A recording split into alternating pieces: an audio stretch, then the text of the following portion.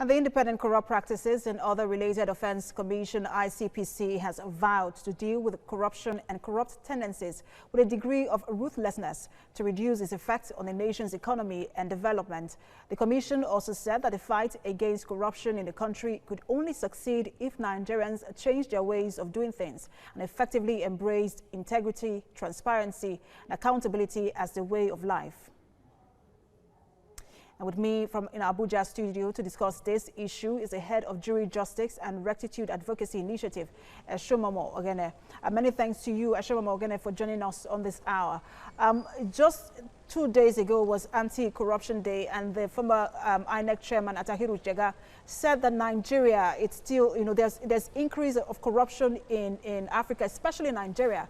Why do you think that with all of the efforts being put, made by this government, corruption is on the increase in the country? Thank you for having me. I would start by citing section 14, subsection 2C, that says the participation by the people in their government shall be ensured in accordance with the provisions of this section of this constitution. And that means that there has to be participation. If you want people to have integrity, if you want people to have moral rectitude, if you want them to be incorrupt, then you have to let them know their role to play. Corruption is an institutional thing in Nigeria. And we give kudos to the EFCC and the ICPC for going this far in trashing corruption. But it's high time that we get the masses, the public, involved in the process, as the Constitution has stipulated. Beyond involvement of the masses, now the ICPC is saying they are going to deal ruthlessly with corruption or corrupt elements within the society. What other strategy do you think that they can adopt at this moment to move the fight against corruption forward?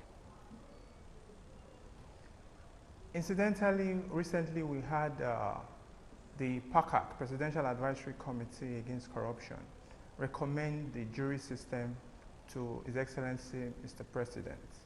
And the present ICPC chairman was a member of, Professor Wasonye was a member of the PACAC as the ES prior to his appointment. And the irony or the truth is that after this, it's logical that we go to the phase of getting a jury system established, because our citizens as an avenue are already upset about the process. They want a corrupt-free society, but they are incapable of taming themselves. So the ICPC has said it's ready to deal ruthlessly with it. But we now say that in line with that, it's time to have a jury system.